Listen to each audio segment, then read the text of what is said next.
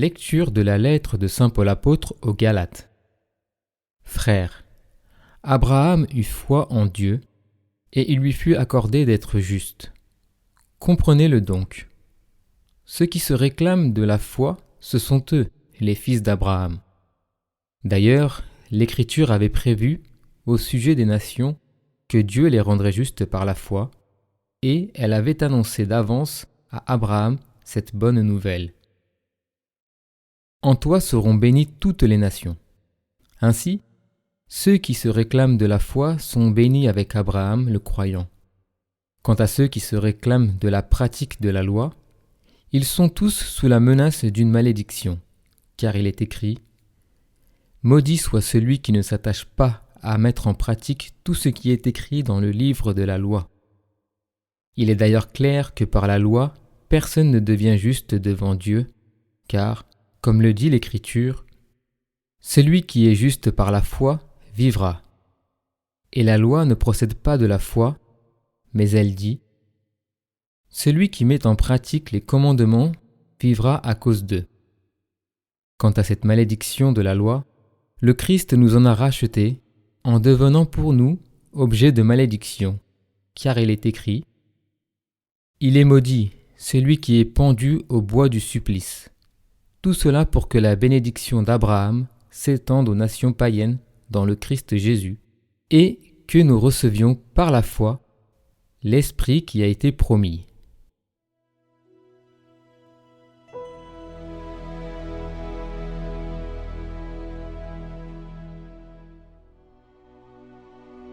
Le Seigneur garde toujours mémoire de son alliance. De tout cœur je rendrai grâce au Seigneur, dans l'assemblée, parmi les justes. Grandes sont les œuvres du Seigneur, tous ceux qui les aiment s'en instruisent. Noblesse et beauté dans ses actions, à jamais se maintiendra sa justice. De ses merveilles il a laissé un mémorial, le Seigneur est tendresse et pitié.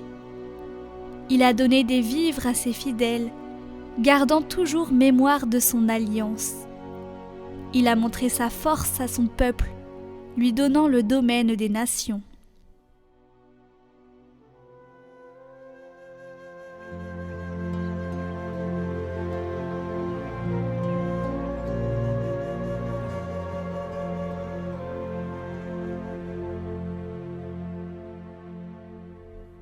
Évangile de Jésus-Christ selon saint Luc.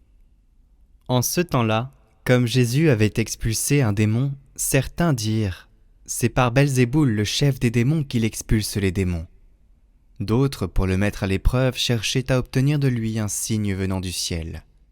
Jésus, connaissant leurs pensées, leur dit « Tout royaume divisé contre lui-même devient désert.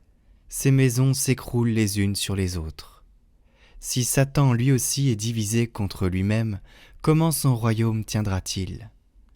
Vous dites en effet que c'est par Belzéboul que j'expulse les démons ? Mais si c'est par Belzéboul que moi je les expulse, vos disciples, par qui les expulsent-ils ? Dès lors, ils seront eux-mêmes vos juges. En revanche, si c'est par le doigt de Dieu que j'expulse les démons, c'est donc que le règne de Dieu est venu jusqu'à vous. Quand l'homme fort et bien-aimé garde son palais, tout ce qui lui appartient est en sécurité. Mais si un plus fort survient et triomphe de lui, il lui enlève son armement auquel il se fiait, et il distribue tout ce dont il a dépouillé. Celui qui n'est pas avec moi est contre moi. Celui qui ne rassemble pas avec moi disperse. Quand l'esprit impur est sorti de l'homme, il parcourt des lieux arides en cherchant où se reposer. Et il ne trouve pas. Alors il se dit « Je vais retourner dans ma maison d'où je suis sorti. » En arrivant, il la trouve balayée et bien rangée. Alors il s'en va, et il prend d'autres esprits encore plus mauvais que lui, au nombre de 7. Ils entrent et s'y installent. Ainsi l'état de cet homme-là est pire à la fin qu'au début.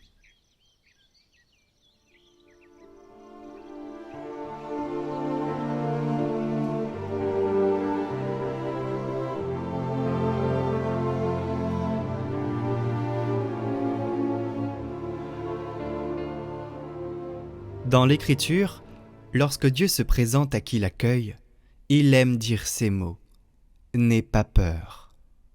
Il les dit à Abraham, il les répète à Isaac, à Jacob, et ainsi de suite jusqu'à Joseph et Marie.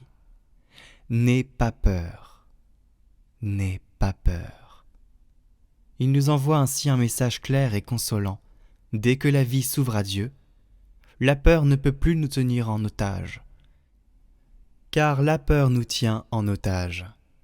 Toi, sœur, frère, si tes péchés t'effraient, si ton passé t'inquiète, si tes blessures ne guérissent pas, si tes chutes constantes te démoralisent et que tu sembles avoir perdu l'espérance, s'il te plaît, n'aie pas peur. Dieu connaît tes faiblesses et il est plus grand que tes erreurs. Dieu est plus grand que nos péchés, beaucoup plus grand.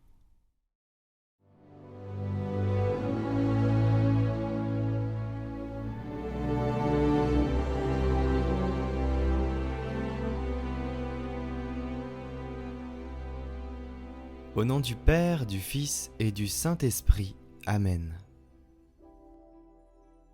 Notre-Dame du Rosaire, Mère des miséricordes, trésorière des richesses célestes, notre force contre les ennemis de notre salut, priez pour nous, sauvez-nous.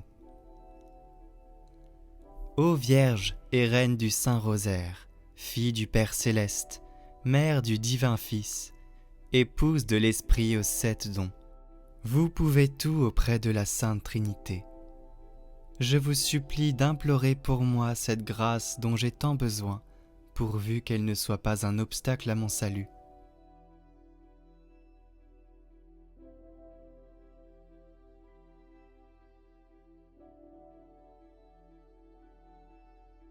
Je vous le demande par votre immaculée conception, par votre divine maternité, par vos joies, vos douleurs, par vos triomphes.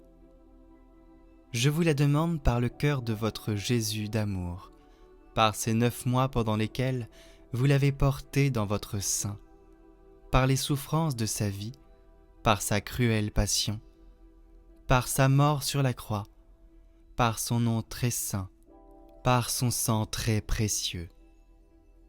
Je vous la demande enfin par votre cœur très doux, en votre nom glorieux, ô Marie, qui êtes l'étoile de la mer, la Dame puissante, la mère des douleurs, la porte du ciel, la mère de toute grâce et la reine du très saint rosaire. J'ai confiance en vous, j'espère tout de vous, je me consacre entièrement à vous. Amen. Nous vous proposons aujourd'hui de vous rendre sur la playlist Miséricorde qui a été faite aujourd'hui spécialement pour ce jour où finalement les lectures nous invitent vraiment à, malgré nos péchés, malgré nos retenues, malgré tout ce qui vient entraver l'amour du Christ, en tout cas le cacher, eh bien nous voulons par ces chants ouvrir vos cœurs et vous montrer que Jésus vous attend là où vous êtes, et il suffit juste de lui donner la main pour aller avec lui au large. La vidéo est sur Louange par Catoglade, la chaîne YouTube musique, et aussi en description et en commentaire.